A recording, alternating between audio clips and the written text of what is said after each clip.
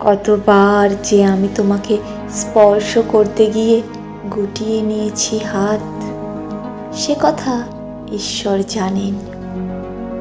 তোমাকে ভালোবাসার কথা বলতে গিয়েও কতবার যে আমি সে কথা বলিনি, সে কথা আমার ঈশ্বর জানেন।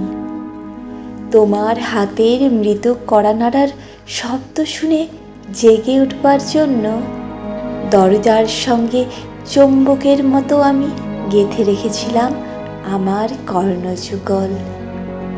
তুমি এসে আমাকে ডেকে বলবে, এই ওঠো, আমি আমি আর আমি এ কি শুনলাম এমন উল্লাসে নিজেকে নিক্ষেপ করব তোমার উদ্দেশ্যে। কতবার যে এরম একটি দৃশ্যের কথা আমি মনে মনে কল্পনা করেছি, সে কথা আমার ঈশ্বর জানেন। আমার চুল পেকেছে তোমার জন্য, আমার গায়ে জ্বর এসেছে তোমার জন্য।